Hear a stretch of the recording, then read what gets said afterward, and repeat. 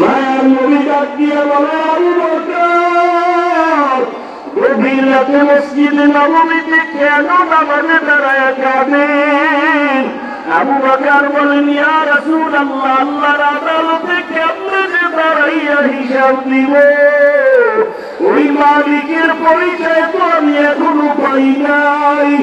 আমার মালিকের পরিচয় দাঁড়িয়ে যদি হাসরের ময়দানে দাঁড়াই, ওই হাসরের ময়দানে জাহান্নামের আগুনের গরম, অন্যদিকে সূর্যের গরম সহ্য করা সম্ভব হবে না। আল্লাহ তাআলা রাগান্বিত আওয়াজ দিয়ে বলবেন, লিমানিল মুলকুল লিল্লাহিল ওয়াহিদিল কাহ্হার। আল্লাহ বলবেন, আজ দিনের রাজত্ব কার? ও রাজা বাদশারা, ও অহংকারীরা, আলেম ওলামারা পায়ে ধরে ধরে বুঝায় নামাজ পড়ো, পর্দা করো, হালাল খাও। অহংকারী ভাব নিয়ে বলো নামাজ পড়ার দরকার নাই, রোজা রাখো না, পর্দা করো না।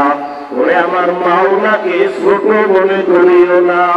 আমার আল্লাহ যত দয়াময় ততটাই ভয়ঙ্কর। ওরে কিয়ামতের ময়দানে আমার আল্লাহ যখন রাগান্বিত হয়ে আওয়াজ দিবে, হাসরের ময়দানটা থরথর করে কেঁপে উঠবে। আরে মানুষগুলো পাগলের মতো হয়ে যাবে, গুনাহগারের মাথার মগজগুলো ভাতের মারের মতো টাস্টার করে ঘুরতে থাকবে। ওই জাহান্নামের আগুন সহ্য করা সম্ভব হবে না রে আল্লাহর বান্দা। রহমতের নবীও আম্মা জান আয়েশার ঘরে বসে কান্না করেন। আম্মা জান আয়েশা জিজ্ঞাসা করেন, ইয়া রাসূলুল্লাহ, আমার ঘরে বসে আপনি কান্না করেন কেন? কোনো বেয়াদবি হলো নাকি?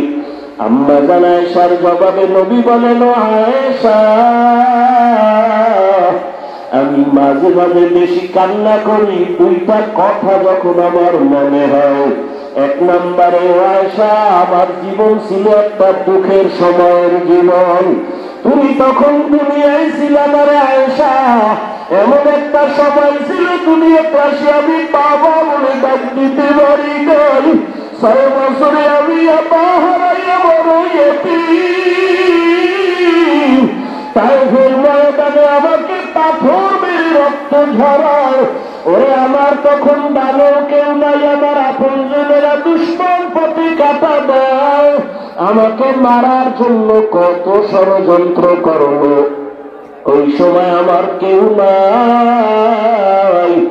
ওই সময় আমার একজন আপন সঙ্গিনী ছিল খাদিজা, আরবের বড় ধনী, সব সম্পদ আমাকে দান করে দিয়েছিল। আমি দিনের দাওয়াত দিয়া যত রাতে ঘরে আসতাম, খাদিজা দরজা খুলে অপেক্ষা করত, একটা সেকেন্ডের জন্য ঘুমায় না। ওই খাদিজার কথা যখন আমার মনে পড়ে, আমি চোখের পানি ধরে রাখতে পারি না। আমার বংশের দুশ্মনেরা 3টা বছর শিয়াবে আবু তালিবে আমাকে গৃহবন্দী করে রেখেছে। পানি পায় না, খানা পায় না। আমি মোহাম্মদ গাছের পাতা চাবাইয়া চাবাইয়া খাইয়া পেটের ক্ষুধা নিবারণ করে, আমার খানা নাই, পাতা চাবা চাবা খাই। ওই খাদিজা আমার সাথে হাজির, খানা বন্ধ করে আমার সাথে আসিয়া ওই গাছের পাতা চাবাইয়া চাবাইয়া খাইতো।